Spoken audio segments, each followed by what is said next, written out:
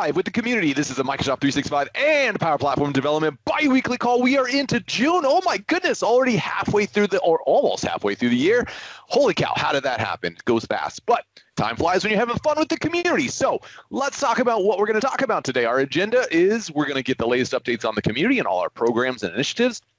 We're going to hear about .NET libraries, PowerShell, Microsoft Teams Toolkit. We're going to talk about script samples, team samples, and Power Platform samples. And then, of course, everybody's favorite time, the obligatory sound effects, picture time with Together mode. So we're excited for that because things seem to be working lately.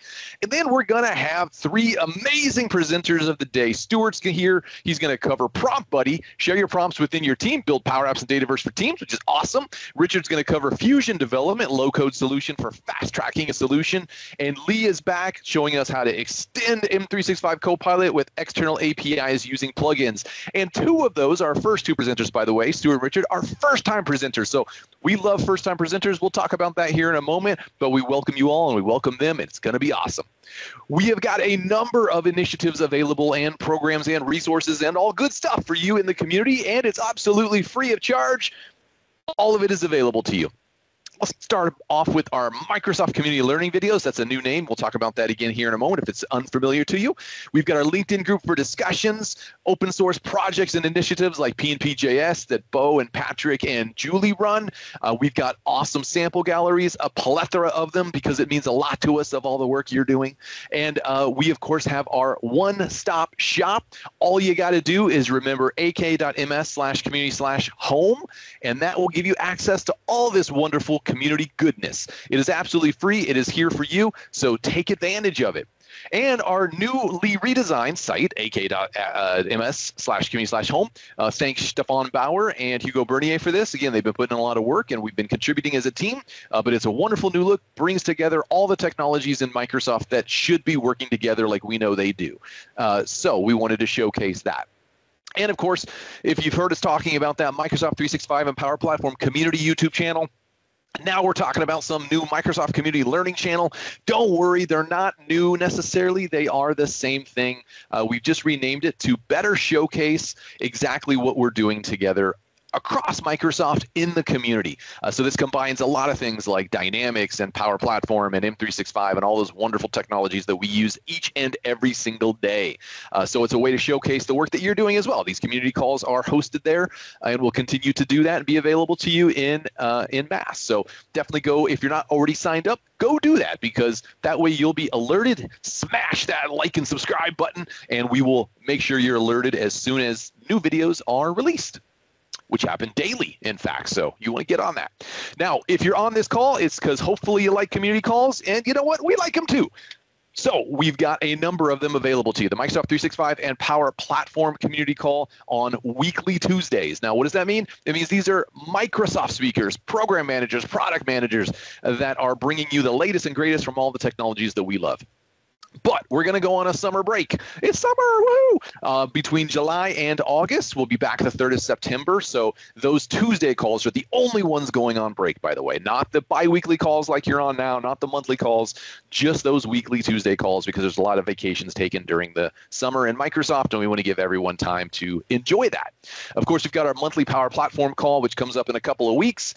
We've got our Office add-ins and the two sibling bi-weekly calls, the one you're on now, Microsoft 365 and Power Platform Dev Call, and our Viva Connections and SharePoint Framework. You can get access to all the recurrent invites at ak.ms/community/calls. We recommend you do that. Get it on your calendar, because there's no better place to be here every Thursday at 7 a.m. Pacific time than here, right now, with the community. We love it. We love you.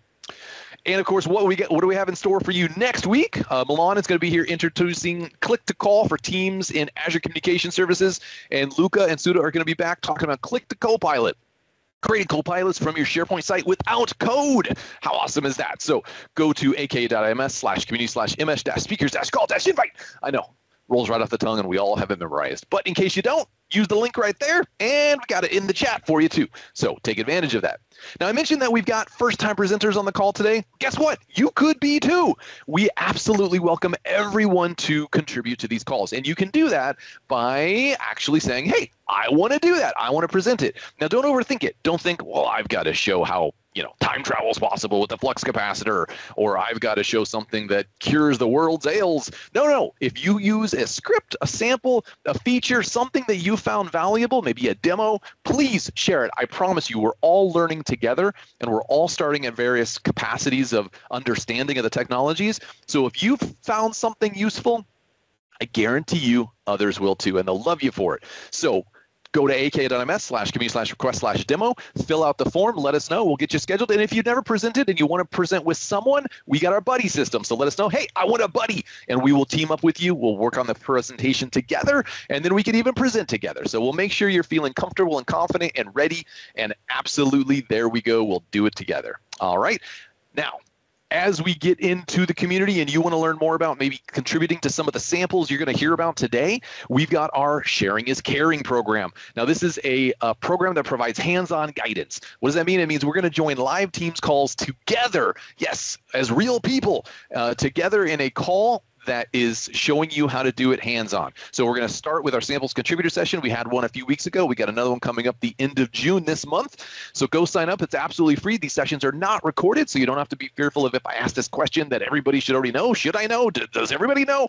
No, we're going to work on it together. We're going to do a pull request. And if you don't know what a pull request is, come on by. We'll show you what a pull request is. And you can start contributing to those samples, using those samples, and maybe even updating samples that others have created. So it's a great way to collaborate in the community together on these kinds of things. But that's not it. If you contribute now, yes, that's right, call now, we will recognize you with our community recognition program. This is a program that's officially powered by Credly. It is showcasing your contributions. These badges that you get within the community for the wonderful work that you're doing, they are accredited. They are real stuff. So you can put them on your LinkedIn profile. You can put them on your resume, on your blogs, anywhere you want. Absolutely, we love all that you are doing in the community. We are working on some new ones. We've talked about that multiverse contributor across the repos. Hugo and I are working on one right now called Summer of Samples. Whew, it's going to be awesome. So we're going to have ways for you to contribute to those samples and get recognized this summer. Super exciting. It is absolutely free. We cover the cost. We can't appreciate all the work that you're doing more than we do, but this is one of those ways that we try. So thank you.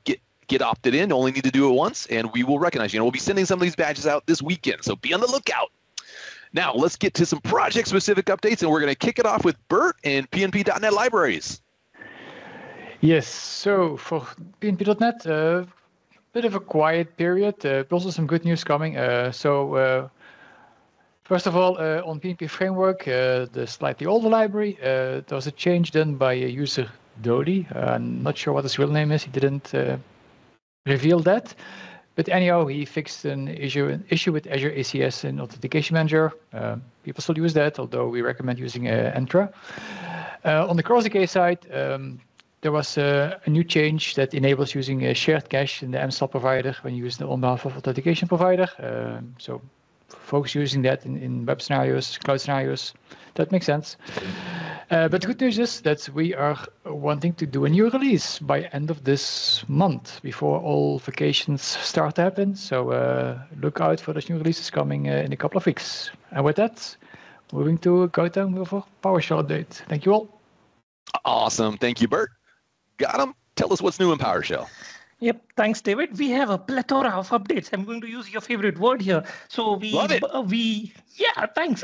So we added a bunch of commands related to sensitivity labeling, retrieving the status of the page scheduling, some commands added related to PNP home site, which is the new what you call as the Viva connections site collections. Added bunch of things related to restricted mode, SharePoint site, SharePoint search, and quite a lot of things. So go check it out. These are 7 or 8 new commands that we have added. They are all available in the nightly releases. Besides that, we have been also busy on improving the existing commands, such as the new PNP Teams provisioning command, as well as the tenant CDN, as well as the Microsoft 365 group commands as well. Overall, as well, we improved quite a lot of reliability of our commandlets, and as well as improved the security of some of the commands that we are using. So quite a lot of stuff that has been going on in PNP PowerShell. What else? As Bert mentioned, summer vacations are coming soon. So we'll be releasing one major release for PNP PowerShell as well quite soon. What else? Would absolutely love to hear from you guys on our GitHub issues as well as on the discussion forums. So yeah, that's all from my end. Over to you, David. Awesome. That is a plethora of PowerShell there. Got him. I love it. Woo. Yeah. Woo.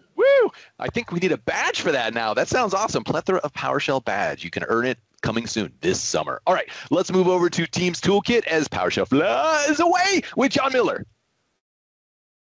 Thanks, David. A lot going on the toolkit, but if you're not familiar, Toolkit is our pro-code tools for building Teams apps and apps across M365. So there's a couple new releases that happened 2 weeks ago at Build. So if you didn't catch those, there's a bunch of sessions that my colleagues and I did on building plugins, extending Copilot, building custom Copilots, all for Teams in M365. So take a look at that, and all those versions are released. So 5.8 is released for VS Code. That has a bunch of new templates for custom Copilots, building RAG apps, chatting with your data. And a couple things we're focused on next, continuing those Copilot templates and how you build those, plugins, declarative Copilots. We'll also have a new focus on security fundamentals and quality that will continue on. And then also we have the GitHub Copilot Teams extension is another thing that we released at Build. So that's a way for you to do AI-assisted development using GitHub Copilot. And if you want to chat with me anytime, share feedback, tell me things are good, tell me things suck, TTK chat, that link down there to AKMS. And check out the YouTube channel. We have lots of cool content there that goes over all this stuff. Thanks. Excellent. Thank you, John. Let's move on over with Mr. Paul Bullock in Script Samples. Hello, Mr. David Warner. Yes, so thank you for that. For those that you are new to this call, Script Samples is a repository where you can share PowerShell scripts with your favorite tooling with the community. So this would cover things like the Microsoft Graph, PnP PowerShell, SPM Management Shell, the CLI for M365, and a whole variety more. There's really no limit to the number of or types of tooling we can support on the site. If there's something missing, then please reach out and I will add that capability to the site so that you can share your sample. So we have 3 awesome new samples today based in PnP PowerShell. So we've got 2 samples from Reshmi Akalu, so thank you for that. So we got get permissions, including unique permission up to item level, including sharing links. So this is related to the Copilot, if you want to check your permissions in preparation for Copilot launches. We've got Replace Owner in Power Automate Flows, again by Reshmi. And then we've got Reindex Search Index for lists, where a specific term is used when you rename a term by Casper Larson, which is super, super cool. So you obviously heard David mention about the recognition program. We're absolutely supporting that as well. So there are 3 levels of badges that you can obtain. So gold, silver, and bronze, obviously in the reverse order, for the levels of contributions you do. So to absolutely recognize and thank you for all of the submissions that you do. And if you have any troubles with samples, or you've got any problems, or you would like to contribute and you don't know how, we've got a guidance on the site, or you can reach out to me via Twitter or LinkedIn for DMs. You know, I'm happy with whatever comms channel you want. So feel free to reach out. And again, a huge thank you to everybody who's contributed to the repository. Back to you, David. Awesome. Thank you, Paul. And yeah, friends, this is one of the easiest ways to get contributing to the community, because we all have those utility scripts that we use from a variety of technologies. So again, thank you to Reshmi and, of course, Casper, the friendly contributor. So Casper, you rock. Thank you, my man. All right, let's move over to Microsoft Teams samples with Bob German. Hey, everybody. Thank you, David. So yeah, we got a couple of really cool new samples this week. The first one is from Paul Bullock, who we heard from just seconds ago. This one is a Copilot plugin based on a message extension, and it is driven off of the tenant health messages and announcements that come as part of your Microsoft 365 discussion. So if you're seeing, your subscription. So if you are seeing these health messages and you want someone to chat with about it, why not have Copilot there to discuss these things and to work with them and make your life easier. So that sample is posted as of now. And also, Ejaz has come through with another great one. This is an API message extension. So this is the new style of message extension that does not require the bot framework. And he found a really cool public API to demonstrate with, which is the Learn catalog. So you can search all the training, all the official Learn training from Microsoft using this thing. And so a really great example if you want real world on how to build an API message extension. So apologies that my process got clogged up by build and being all occupied with that. I'm back now. And I really was thrilled to come back and find these two awesome samples waiting in the pull requests. So thanks to Paul and Ejaz, and back to you, David. Awesome. Thank you, Bob. Yes, you were Bob the Builder at Build, right? I think that was pretty awesome. And look at this. Copilot changed it to Mr. Paul Bullock, just like that. It's listening and watching and changing. It's amazing. It wasn't at all me behind the scenes. So awesome. Thank you both, Ejaz and Paul. And last but not least, let's go over to Power Platform Samples with Kate. Yeah, hello everyone, and thank you, David. So today I'm happy to introduce a new sample in our Power Platform gallery crafted by Daniel Laskovich. It's 4M. This is a Power Apps application that uses a 4M by independent publisher and a creator kit. This app provides an efficient way to access the latest posts about Azure and .NET. It's very simple and very powerful at the same time. And I personally appreciate such applications like this application that streamline my search for relevant content. And I highly recommend give it a try. It's completely free and ready to use, as well as other 42 samples in the Power Platform gallery. And also I encourage everyone to share their creations. If you have any questions about where to start and how to prepare your source code or anything else, feel free to reach out to me via LinkedIn. I'm here to help you. And you can join our sharing is caring sessions where we cover everything via Azure to see what you have built. Yeah, so that's it for today, and back to you, David. Excellent, Kate. Thank you for all your support as well on those repos. You rock. So, all right, everybody, what time is it? Picture time! So let's get those cameras turned on. Todd has already got the hands in the air, ready to go. Vesta will take over, and he has. I will do, and here we go. Now we can actually see what's happening. Come on. Update, dear teams. No, it looks stretchy. Wow. There we go. That was interesting. Wow. Okay, so, but it's not updating. This is a bit of a bummer now. What's happening? Come on, teams. We can do this. Let me flip this. Let's try to this one. This trick typically works. So let's see. Have you not been eating your fiber, Vesa? Is that what? I have. Oh, well, it's the team's fault. It's not doing anything. It's a circle of donut of death. No. Let me see if I can get it. Yeah, you should try. And this looks a bit horrifying for me.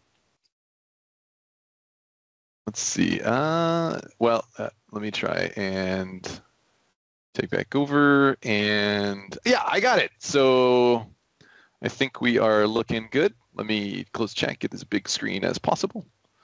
All right. Are you still able to record, or you want? You will have to record. I'm still selecting a scene. Okay. Well, you know what? Yeah. No, we are recording actually on the recording. Yeah, I was going to say, I'll just grab it from the recording. Yeah, so. Yes, exactly. That's good. Yep, it's like Inception. All right. Yes. We're a little pixelated, but we're all good. So let's give it a 3, 2, 1. Yay! Wave your hands. Everybody looks great. We look like, yeah. Woo! I see those heart things too. That's awesome. I love how it does that. You are amazing, everybody. Okay. Well, let's move on to our fantastic 3 presenters of the day, 2 of which are brand new, so we welcome them. The first one is Stuart. He's going to talk to us about PromptBuddy. Share your prompts within your team. Build with Power Apps and Dataverse for Teams. So, Stuart, if you would like to take on over the screen, the floor is yours.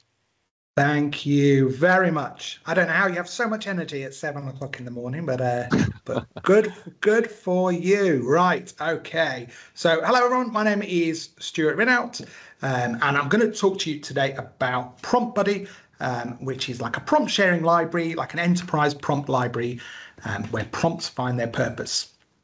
So I work at Microsoft. I'm part of our Modern Work and AI customer success team. I've been a Power Platform builder for as long as I can remember Power Apps, and I'm the co-creator of PromptBuddy, and you can get to me on Twitter, on YouTube, and all of those kind of things there. So the reason why PromptBuddy kind of came about is because people needed guidance, and just bear with me, AI seems to be like an air fryer. This is my current thing at the moment. AI is like an air fryer. I don't know what it was like in other countries, but there was a couple of years ago, there was a massive buzz around air fryers, and everyone was like, you must buy an air fryer. You must buy an air fryer. And I bought an air fryer, And then I took it home and I was like, yeah, it's okay. It cooks a little bit quicker. It's okay. But it's smaller than my oven. I've got too many, there were too many things. It was okay, but it wasn't brilliant. It didn't blow my socks off. It wasn't the mind-blowing change. And I think AI is a bit like that because, with the air fryer, I could say, well, I can just cook one thing super quickly, but actually if I want to cook a massive meal, I still want to go and use my oven. So I needed to go and look for recipes that were optimized for using an air fryer so that I could revolutionize my cooking life. And AI is like that. We will use Copilot and other AI tools.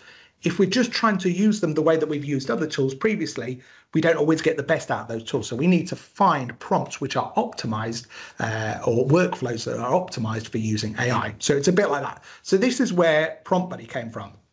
So this is PromptBuddy here. As I say, it's an enterprise prompt library. People can go and store their own prompts. We can like them. So we've got leaderboards here showing what that looks like.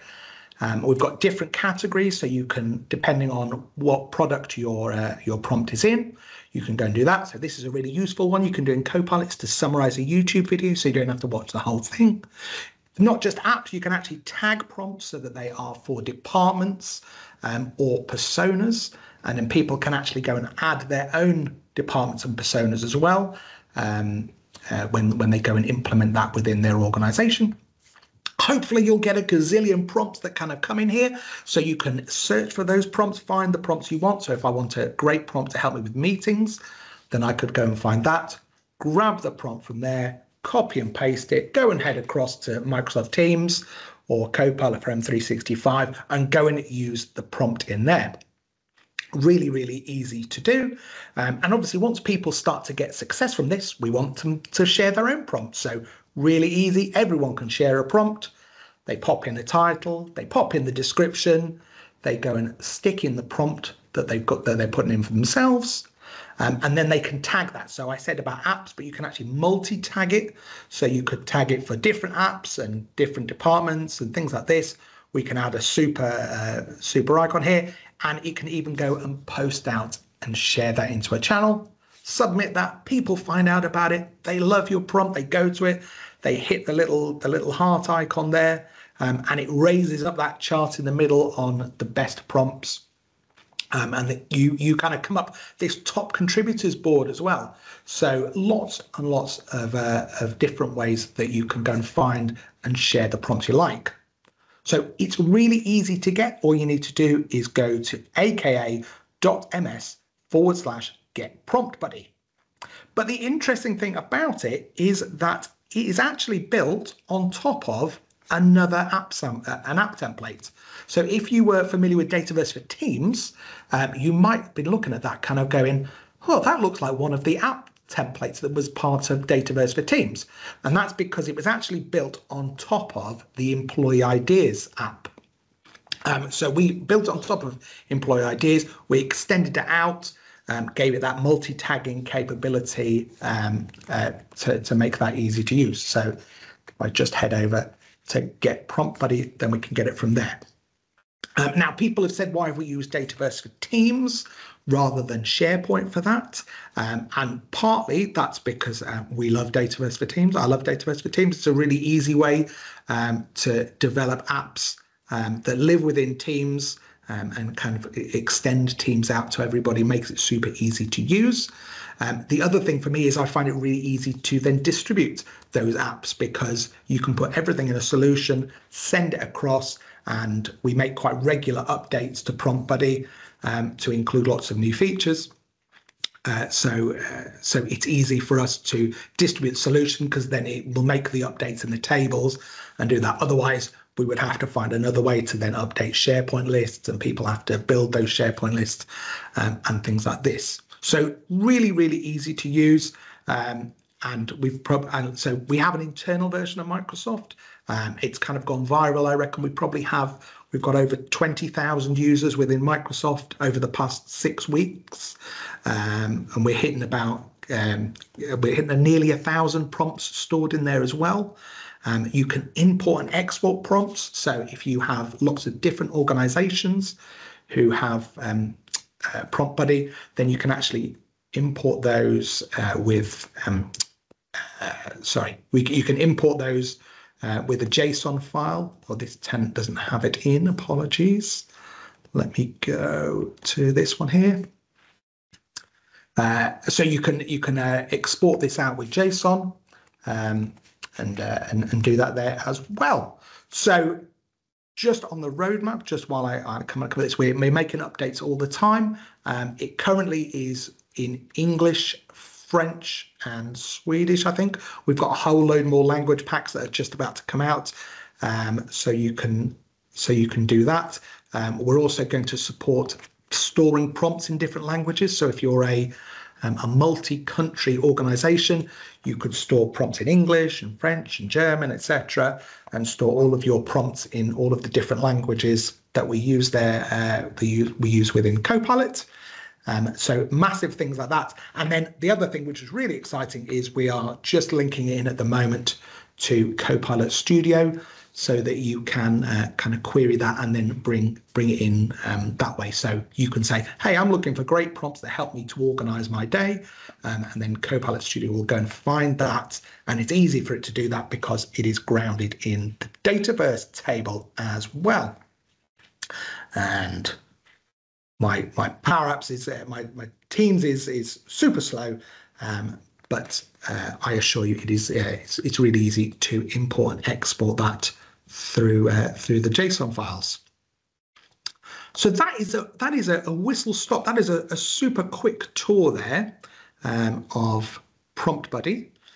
I don't know if it's the format is to kind of do Q&A, whether anybody's got any thoughts on it and things like this. Oh, there you go. Look, I can show you how easy it is to export. So this is the admin interface in the background. So we provide it with a set of sample prompts to get you started so that you haven't got an empty one. But we can see here that it's just as easy to export them. So if you have different prompt buddies in different teams and things like this, then you can actually share them between them that way as well. So you can grab the prompts that you want, grab that JSON, and then go to a different one. Go to my import prompts there, paste in that JSON file there, and import it back in to there. It's really easy to kind of set up which channels it goes into. And again, if you've seen employee ideas, then all of this will be familiar to it because it is really grounded in the employee ideas template there. If you want to add new categories, you can do that.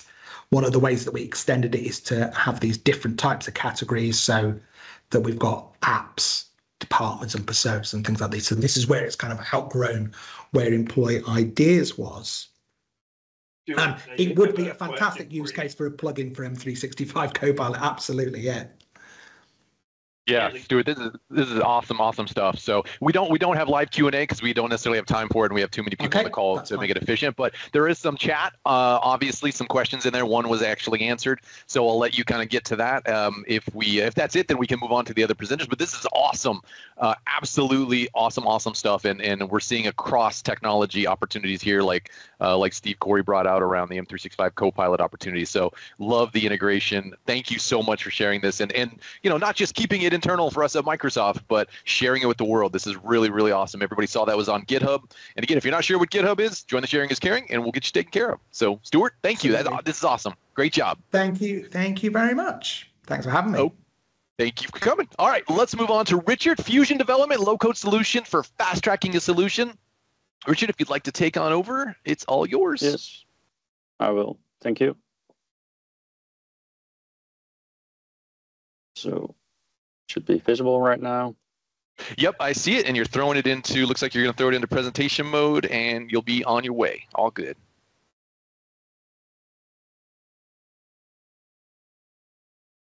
Yeah. There you go. Perfect. Yes.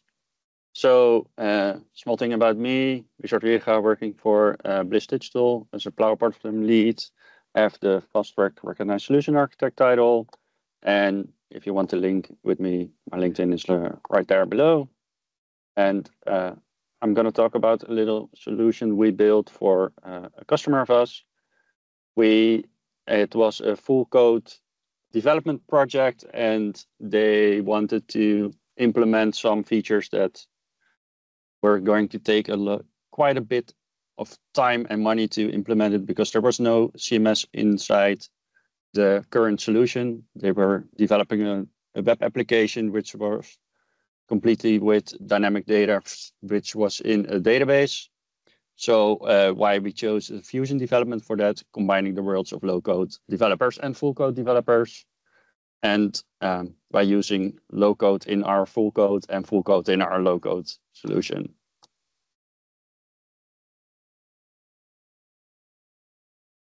So the scenario was a full-code project with a responsive mobile app, and all the data was dynamic.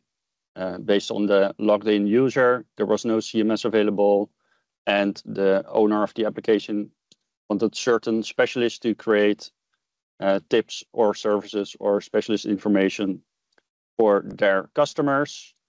And later on, they wanted also to display notifications inside the application and wanted an easy way to create those notifications.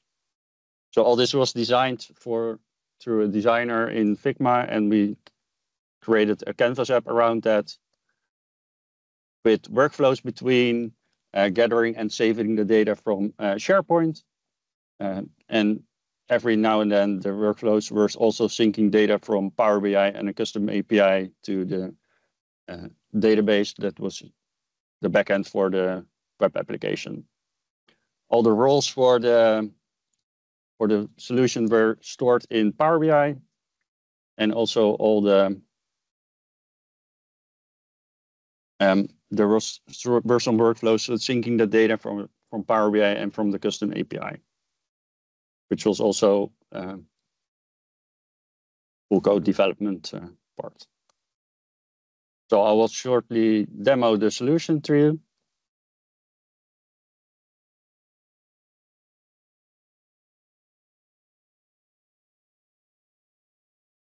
So when you started the app, every user doesn't have access to the SharePoint site. So because the users were external users, but they still wanted to do it through a Canvas app. When you open the app, you will get your own block types.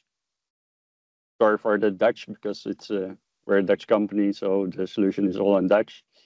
You have a live view of the block type you're editing, and every time you change something, it's live changing inside the preview. You can also change the images in it. So if I select another header, it will automatically change the header inside the preview. When you save it later, it will sync to the custom API. Because the live view uses an HTML part, I had to do some finicky stuff with the changing of the images. So I had to do a JSON around the image that you upload and set that inside the HTML preview window. And for the notifications, it's a bit of the same stuff. All the data is stored in SharePoint lists with a JSON file, which is then synced to the custom API. And that all through different workflows, which are triggered through the Power App or on a schedule.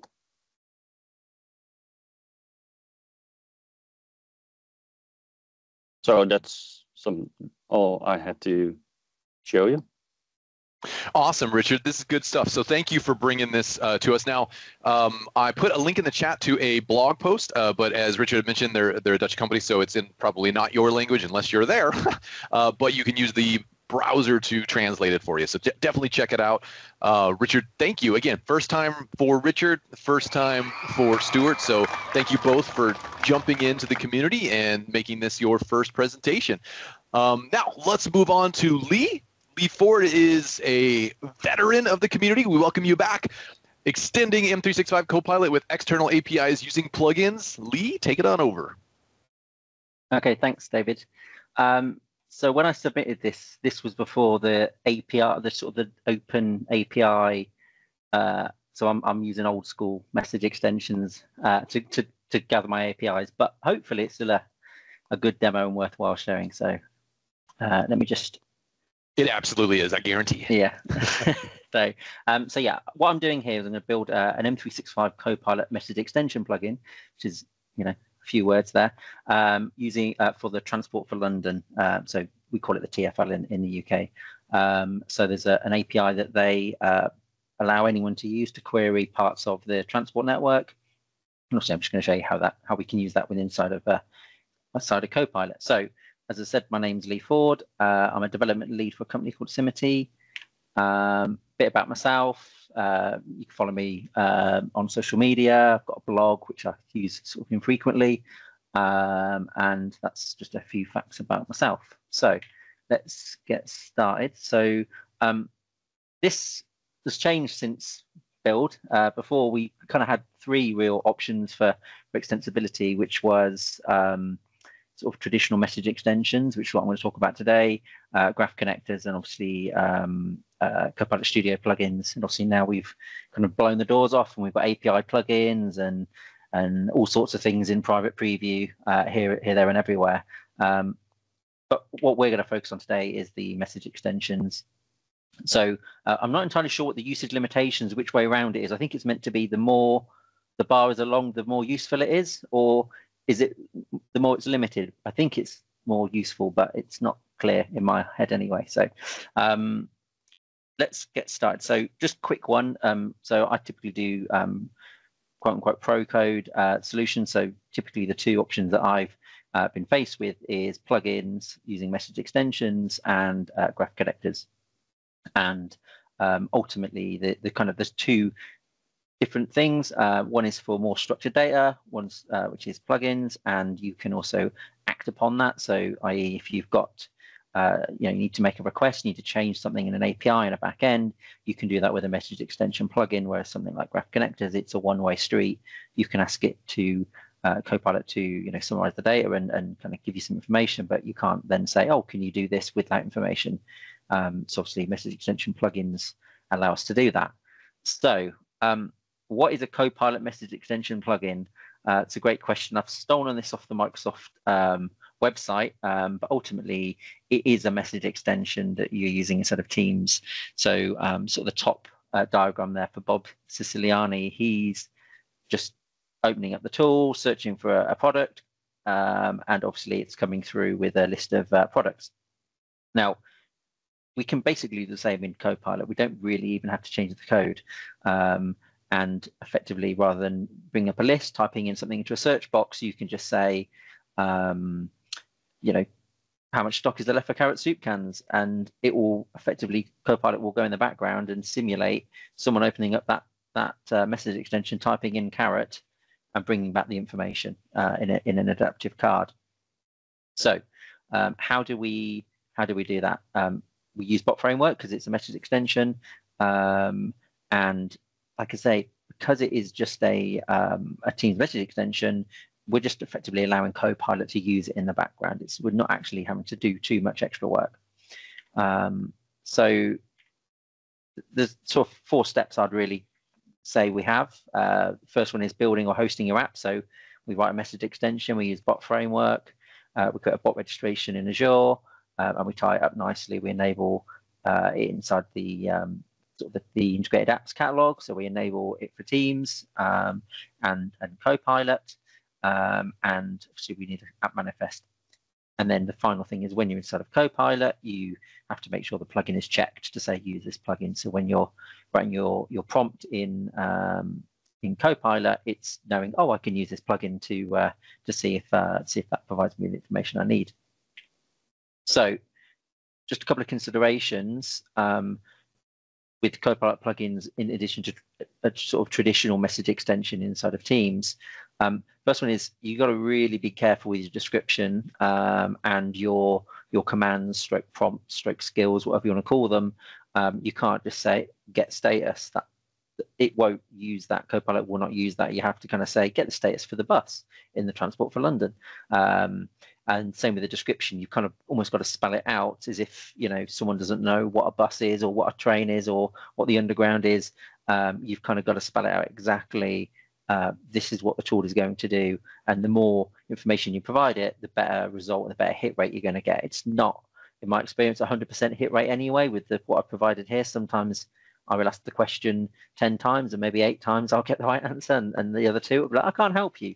So obviously I haven't got it quite right myself, but it's really important to focus on that.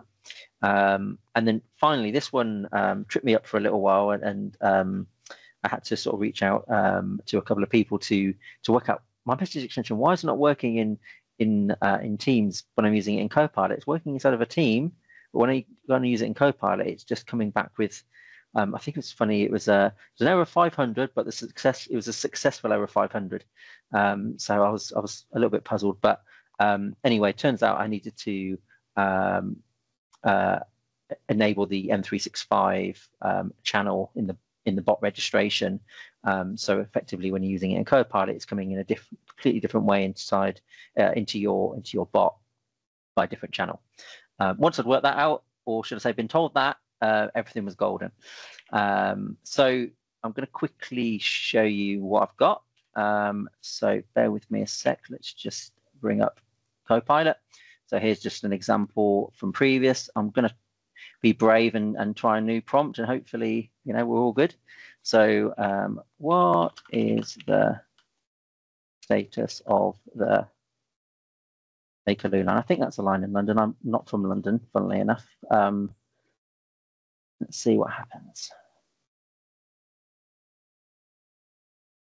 Is it going to work? So I'm going to think about it. I feel like we need Jeopardy music while it's going, right? Yeah, absolutely.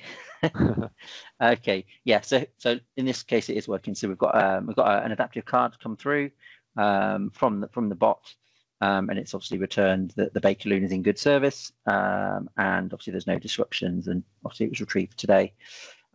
So we can also, I think, query buses. So what is the status of the? I think there's a. We'll find out. Lots of buses. That's got to be a bus in London. Let's see. Again, I haven't think about it. Properly operating. There are no report disruptions. Okay, brilliant.